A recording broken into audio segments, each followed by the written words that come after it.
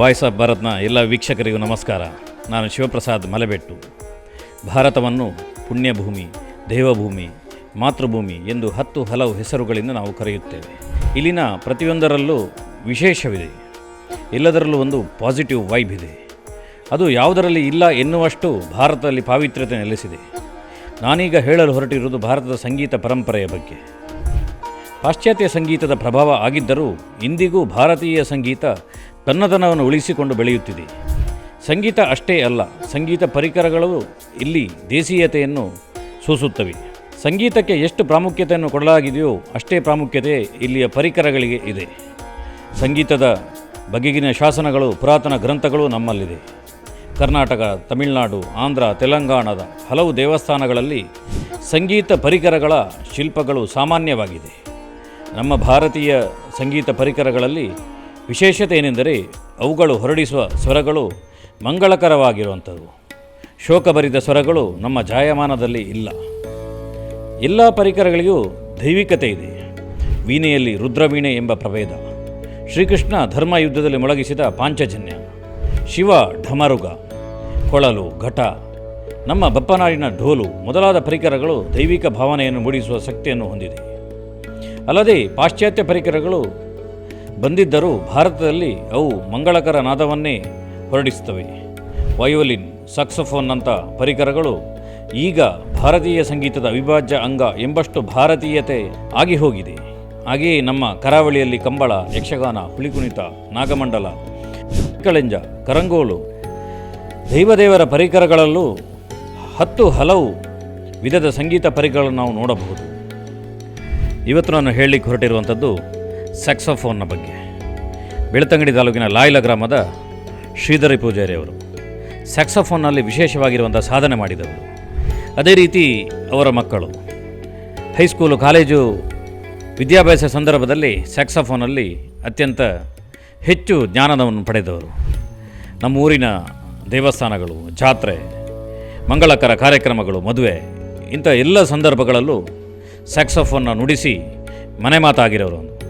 10 ಹಲವು ಪ್ರಶಸ್ತಿಗಳನ್ನು ಮುಡಿಗೇರಿಸಿಕೊಂಡವರು.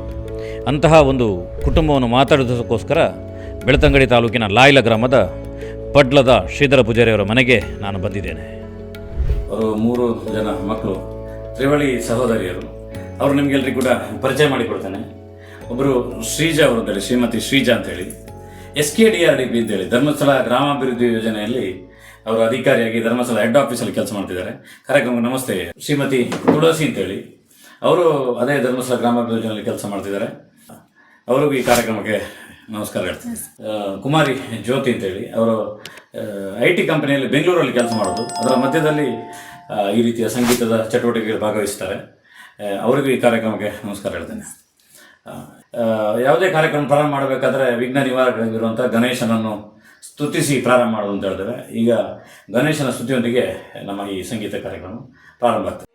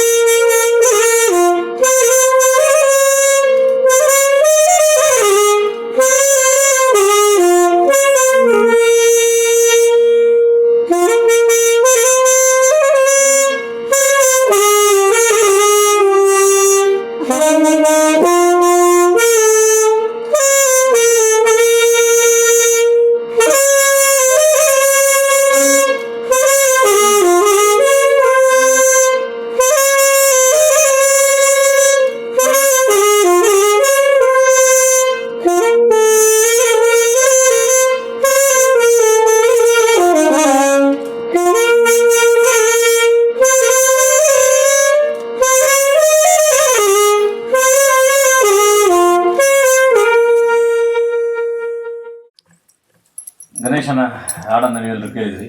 ಈಗ ಶ್ರೀಮತಿ ಶ್ರೀಜಾ ಅವರು ಒಂದು ಗೀತೆ ನುಡಿಸ್ತಾರೆ. ಯಾವ ಗೀತೆಯನ್ನು ನೀವು ನುಡಿಸ್ತೀರಿ? ಜೋಗದ ಸಿರಿ ಬೆಳಕಿನಲ್ಲಿ. ಜೋಗದ ಸಿರಿ ಬೆಳಕಿನಲ್ಲಿ ಅಂತೇಳಿ ಒಂದು ನಾಡಗೀತೆಯನ್ನು ನಮ್ಮ ಮುಂದೆ ಪ್ರಸ್ತುತಪಡಿಸ್ತಾರೆ. Thank you.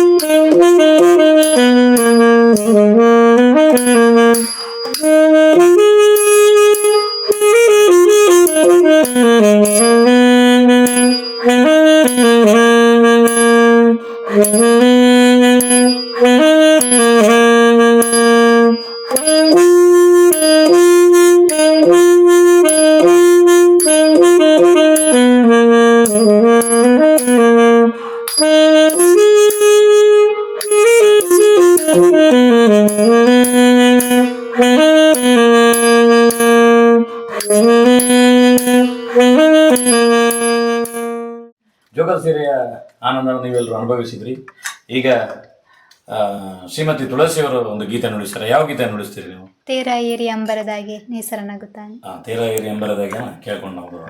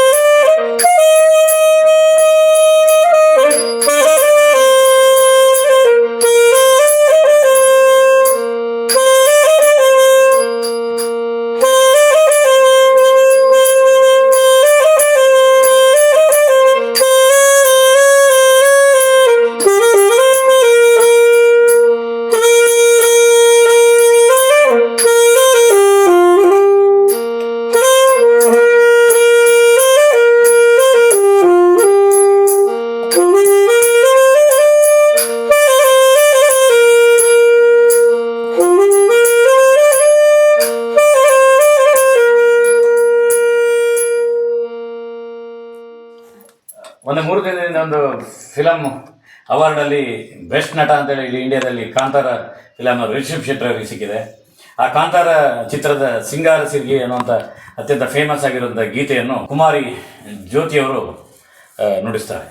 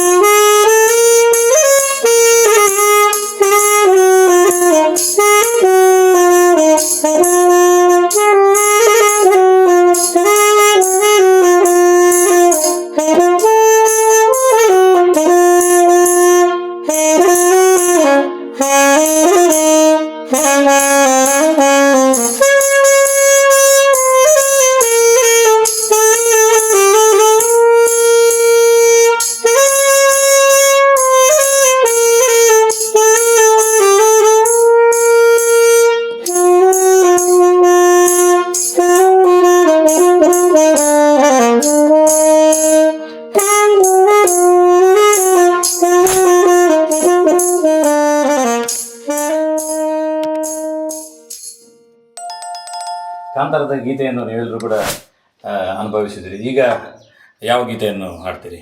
ಈಗ ಕೃಷ್ಣಂ ಪ್ರಣಯ ಸಖಿ ಗಣೇಶ್ ಅವರ ಮೂವಿದ್ದು ದ್ವಾಪರ ಹಾಡನ್ನು ಪ್ಲೇ ಮಾಡ್ತಾರೆ.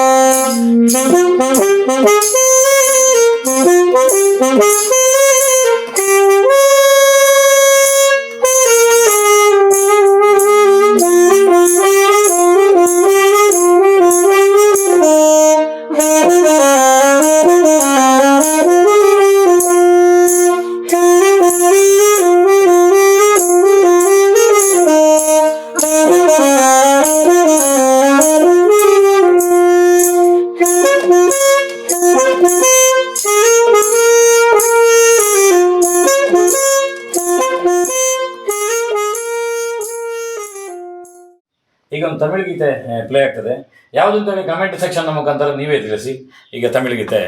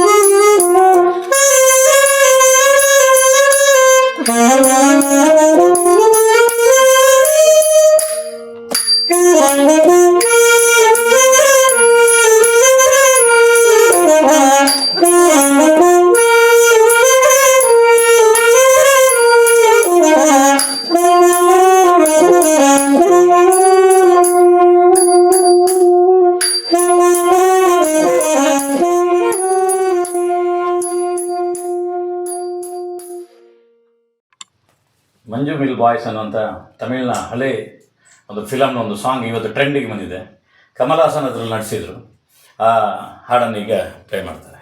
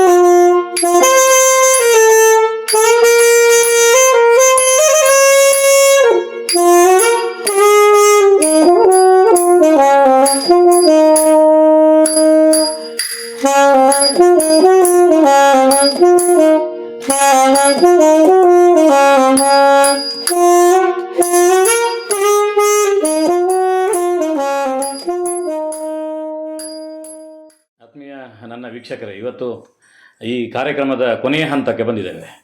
ನಾವು ಇಷ್ಟರವರೆಗೆ ತ್ರಿವಳಿ ಸಹೋದರಿಯರು ಮಾಡಿದಂಥ ಸಂಗೀತವನ್ನು ನಾವು ನೋಡಿದ್ದೇವೆ. ಈಗ ಅವರಿಗೆಲ್ಲರಿಗೂ ಕೂಡ ಪ್ರೇರಣೆಯಾಗಿ ಅವರ ತಂದೆ ಶ್ರೀಧರ ಪೂಜಾರಿ ಅವರು ನಮ್ಮ ಜೊತೆಯಿದ್ದಾರೆ. ಅವರಿಗೆಲ್ಲರಿಗೂ ಅವರು ಗುರುಗಳು. ಅಂದರೆ ಒಂದು ರೀತಿಯಲ್ಲಿ ಇಲ್ಲಿ ಈ ರೀತಿಯ ಶಿಕ್ಷಣವನ್ನು ಕಳಿಸುವಂತ ಹೇಳಿದ್ರೆ ಸಾಮಾನ್ಯ ವಿಷಯ ಅಲ್ಲ. ಶ್ರೀಧರ ನಮಸ್ಕಾರ. ನಮಸ್ತೆ. ಇದು ಎಷ್ಟು ವರ್ಷದಿಂದ ಈ ರೀತಿಯ ಪರಂಪರೆ ನಿಮ್ಮ ಕುಟುಂಬದಲ್ಲಿ ಬಂದಿದೆ? ನಮ್ದು ಅಂದ್ರೆ ಒಂದು 100 ವರ್ಷಕ್ಕಿಂತ ಜಾಸ್ತಿ ಉಂಟು. ಅಂದ್ರೆ ನಮ್ಮ ಅಜ್ಜ, ನಮ್ಮ ತಂದೆ ಮತ್ತೆ ನಾನು ಈ ಬ್ಯಾಂಡ್ ಸೆಟ್ ಎನ್ನುವಂತ ಒಂದು ವಾದ್ಯ ಕಲೆ ಇದೆ, ಅದರೊಟ್ಟಿಗೆ ನಾವೆಲ್ಲ ಪ್ರಯಾಣ ಬೆಳೆಸಿದವರು. ನಂತರ ನಾನು ಸ್ಯಾಕ್ಸವನ್ನು ನಾನು ಕಲೀಲಿಕ್ಕೆ ಬಂದದ್ದು. ನನಗೆ ಇದೊಂದು ಕಲಿಬೇಕಂತ ಒಂದು ಆಸೆ ಇತ್ತು. ಅದ್ರ ಮೊದಲು ನಮ್ದು ಇದಕ್ಕೆಲ್ಲ ಬ್ಯಾಂಡಿಗೆಲ್ಲ ಟ್ರಂಪೆಟ್ ನುಡಿಸ್ಲಿಕ್ಕೆ ನನ್ನ ತಂದೆಯೇ ಕಾರಣ. ತಂದೆ ಅವರು ನುಡಿಸುವಾಗ ನಾನು ಒಟ್ಟಿಗೆ ಹೋಗ್ತಾ ಇದ್ದೆ. ಹೋಗಿ ಮತ್ತೆ ಇದನ್ನೆಲ್ಲ ಕಲ್ತಿದ್ದೇನೆ. ಆಮೇಲೆ ಶಾಸ್ತ್ರೀಯವಾಗಿ ನುಡಿಸ್ಲಿಕ್ಕೆ, ಇದು ಸ್ಯಾಕ್ಸೋಫೋನ್ ಅಂದ್ರೆ ಶಾಸ್ತ್ರೀಯವಾಗಿ ನುಡಿಸ್ಬೇಕು, ಒಟ್ಟಾರೆ ನುಡಿಸ್ಲಿಕ್ಕೆ ಆಗಲ್ಲ. ಅದು ನುಡಿಸ್ಬೇಕಾದ್ರೆ ಅದಕ್ಕೆ ಒಂದು ಗುರುಗಳಂತ ಬೇಕು. ಹಾಗೆ ನಮ್ಗೆ ನಾನು ಮದುವೆ ಆದ ನಂತರ, ಮಗು ಹುಟ್ಟಿದ ನಂತರ ನನಗೆ ಇಲ್ಲಿ ಬೆಳ್ತಂಗಡಿಯಲ್ಲಿ ಹರಿದಾಸ್ ಡೋಗ್ರಾ ಅಂತ ಸಿಕ್ಕಿದ್ರು. ಅವರು ಹೆಸರಾಂತ ಇವರು ಪುತ್ತೂರಿನ ವೆಂಕಟಪ್ಪ ಡೋಗ್ರಾ ಅಂತ ಅವರ ಮಗ, ಅವ್ರು ನನಗೆ ಸಿಕ್ಕಿದ್ರು. ಹಾಗೆ ಸ್ಯಾಕ್ಸೋಫೋನ್ ಎಲ್ಲ ಅವರು ಕಲಿಸಿದ್ರು ನನಗೆ. ಅವ್ರು ಕಲಿಸಿದ್ರು. ಏನ್ ಅನಿಸ್ತದೆ ನಿಮಗೆ ಇದನ್ನು ಮಾಡ್ತಾ ಇರುವಾಗ? ಖುಷಿ ಅನಿಸ್ತದೆ. ಅಂದ್ರೆ ನನ್ನ ಮಕ್ಕಳಿಗೂ ಸಹ ಇದನ್ನು ಕಲಿಸ್ಲಿಕ್ಕೆ ಒಂದು ಸಾಧ್ಯ ಆಯ್ತು. ಎಷ್ಟನೇ ವಯಸ್ಸಲ್ಲಿ ಕಲಿಸ್ಲಿಕ್ಕೆ ಪ್ರಾರಂಭ ಮಾಡಿದ್ರಿ ನಿಮ್ಮ ಮಕ್ಕಳಿಗೆ? ಮಕ್ಕಳಿಗೆ ಅಂದ್ರೆ ಒಂದು 10 ವರ್ಷದ ನಂತರ ಅವರಿಗೆ ಕಲಿಸ್ಲಿಕ್ಕೆ ಪ್ರಾರಂಭಿಸಿದ್ದೇನೆ. ಅವರಿಗೆ ಸಣ್ಣವಾದ ಅಂತಿದೆ ಅಥವಾ ಈ ದೊಡ್ಡವಾದದಲ್ಲಿ ಕಲಿಸ್ಬೇಕಾ? ಈ ಇದ್ರಲ್ಲಿ ದೊಡ್ಡವಾದನದಲ್ಲೇ ಕಲಿಸಿ. ಇದರಲ್ಲಿ ಸಣ್ಣದು ಅಂತ ಮಕ್ಕಳಿಗೆ ಅಂತ ಸಣ್ಣ ಬರ್ತದೆ, ಆದ್ರೆ ನಮ್ಗೆ ಅಷ್ಟೆಲ್ಲ ಇರ್ಲಿಲ್ಲ. ಮೊದಲು ಈ ತರ ಗೋಲ್ಡ್ ಎಲ್ಲ ಇರ್ಲಿಲ್ಲ, ಸ್ಟೀಲ್ ಇದೆಲ್ಲ ಇತ್ತು ಇಂಡಿಯನ್ ಸ್ಯಾಕ್ಸೋಫೋನ್ ಅಂತ, ಅದರಲ್ಲಿ ಕಲಿಸಿದ್ದು. ಆಮೇಲೆ ಮತ್ತೆ ನಾವು ಇದನ್ನೆಲ್ಲ ಸಣ್ಣ ವಯಸ್ಸಲ್ಲಿ ಇಷ್ಟು ದೊಡ್ಡ ವಾದ್ಯಕ್ಕೆ ಹಾಕುವಂತ ಎನರ್ಜಿ ಇರ್ತದ ಮಕ್ಕಳಿಗೆ? ಇದು ಸ್ವಲ್ಪ ಸುಲಭ, ಅಂದ್ರೆ ಎನರ್ಜಿ ಇದಕ್ಕೆ ಕಡಿಮೆ. ಇಂಡಿಯನ್ ಸ್ಯಾಕ್ಸೋಫೋನ್ಗೆ ಸ್ವಲ್ಪ ಎನರ್ಜಿ ಜಾಸ್ತಿ, ಟ್ರಂಪೆಟ್ಗೆ ಇದಕ್ಕೆ ಸಹ ಜಾಸ್ತಿ ಬೇಕು, ಇದರಿಂದ ಜಾಸ್ತಿ ಬೇಕು, ಸ್ವಲ್ಪ ಕಷ್ಟ. ಅದಂದ್ರೆ ಮೂರರಲ್ಲಿ ಎಲ್ಲ ಯಾವ್ದು ಪದ್ಯ ಇದ್ರೆ ಹಾಡಿದ್ರೆ ಅದು ಮೂರರಲ್ಲಿ ಮಾಡ್ಬೇಕು. ಇದಕ್ಕೆ ತುಂಬಾ ಇದೆ, ಬೇಕಾದಷ್ಟು. ಅಲ್ಲ, ಎಷ್ಟಿದೆ ಇದಕ್ಕೆ ಸಿಸ್ಟಮ್? ಒಂದು ಲೆಕ್ಕಕ್ಕೆ 7 ಅಕ್ಷರ ಮಾತ್ರ, ಅಂದ್ರೆ ಅದರಲ್ಲಿ ಬೇರೆ ಬೇರೆ ಬರ್ತದೆ ತುಂಬಾ ಸರಿಗಮದಲ್ಲಿ. ಹಾಗೆ ವೀಕ್ಷಕರೇ, ನಿಮ್ಗೆಲ್ರಿಗೂ ಕೂಡ ಇದರ ಬಗ್ಗೆ ಮಾಹಿತಿಯನ್ನು ಕೊಡ್ತಾ ಹೋದ್ರು. ನಿಮಗೆ ತುಂಬ ಇಷ್ಟ ಆಗಿರುವಂಥ ಗೀತೆ ಮಾದೇಶ್ವರ ದಯಬಾರದೆ ಅಂತೇಳಿ ಒಂದು ಸಮಯದಲ್ಲಿ ಇಡೀ ರಾಜ್ಯದಲ್ಲಿ ಟ್ರೆಂಡ್ ಆಗಿರುವಂಥ ಗೀತೆಯನ್ನು ಈಗ ಸ್ಯಾಕ್ಸೋಫೋನ್ನ ಮುಖಾಂತರ ಶ್ರೀಧರನ್ನ ನುಡಿಸ್ತಾರೆ.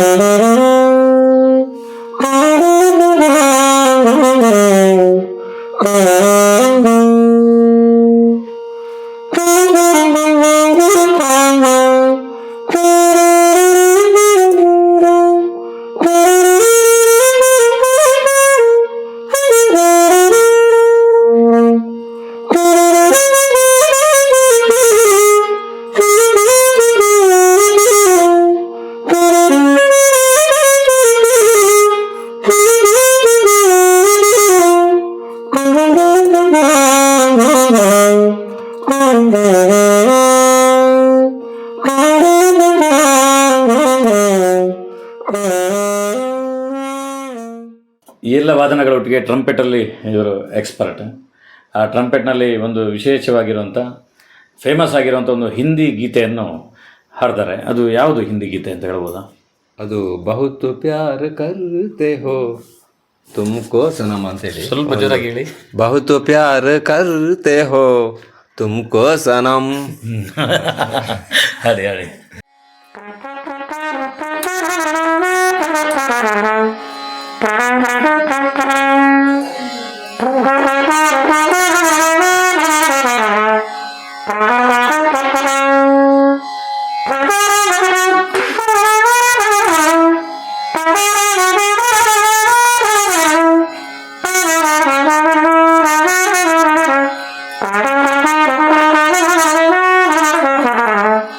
Ah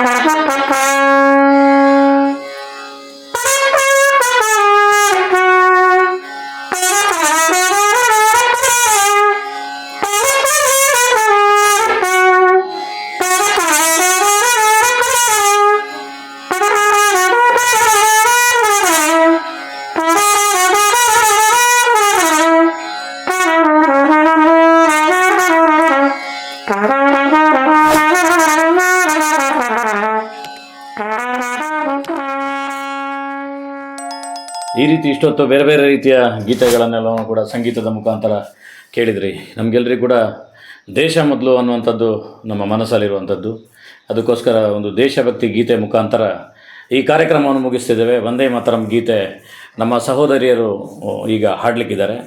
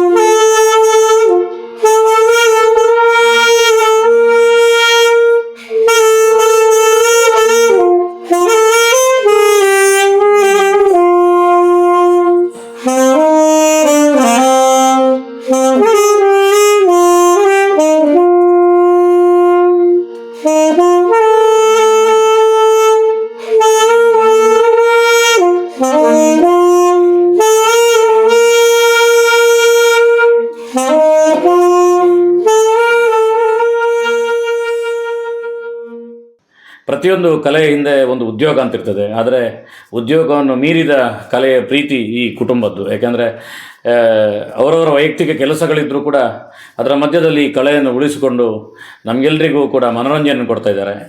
ನಿಮ್ಮ ಭಾಗದಲ್ಲಾಗುವಂಥ ಯಾವುದೇ ಕಾರ್ಯಕ್ರಮಗಳು, ಬೇರೆ ಯಾವುದೇ ರೀತಿಯ ವಿಶೇಷ ಸಂದರ್ಭಗಳಲ್ಲಿ ಇವರ ಸಂಪರ್ಕ ಆಗಬೇಕು ಅಂತ ಹೇಳಿದ್ರೆ ನನ್ನ ಡಿಸ್ಕ್ರಿಪ್ಷನ್ ಬಾಕ್ಸಲ್ಲಿ ಇವರ ನಂಬರನ್ನು ನಾನು ಕೊಟ್ಟಿರ್ತೇನೆ. ಅವ್ರನ್ನ ಕಾಂಟ್ಯಾಕ್ಟ್ ಮಾಡ್ಬೋದು. ಯಾವುದೇ ಕಾರ್ಯಕ್ರಮಗಳಿಗೆ ಇವರು ಬಂದು ಹಾಡ್ತಾರೆ, ನಿಮಗೆಲ್ಲರಿಗೂ ಕೂಡ ಮನೋರಂಜನೆಯನ್ನು ಕೊಡ್ತಾರೆ. ಇಷ್ಟೊತ್ತವರೆಗೆ ನೀವೆಲ್ಲರೂ ನೋಡಿದಿರಿ, ಇದೊಂದು ಸ್ಪೆಷಲ್ ಆಗಿರುವಂಥ ಒಂದು ಈವೆಂಟ್, ಇದು ಸ್ಪೆಷಲ್ ಆಗಿರುವಂಥ ಪ್ರೋಗ್ರಾಮ್. ಈ ರೀತಿಯ ಪ್ರೋಗ್ರಾಮ್ನ ಎಲ್ಲರಿಗೆ ಪಸರಿಸುವಂಥ ಕೆಲಸವನ್ನು ನನ್ನ ವೀಕ್ಷಕರಾಗಿ ನೀವೆಲ್ಲರೂ ಮಾಡ್ತೀರಿ, ಶೇರ್ ಮಾಡ್ತೀರಿ ಅಂತ ಅಂದ್ಕೊಂಡಿದ್ದೇನೆ. ಮತ್ತೊಂದು ಬಾರಿ ವಾಯ್ಸ್ ಆಫ್ ಭಾರತ್ನ ಎಲ್ಲ ವೀಕ್ಷಕರಿಗೂ ಧನ್ಯವಾದಗಳನ್ನು ತಿಳಿಸ್ತಾ ಇದ್ದೇನೆ.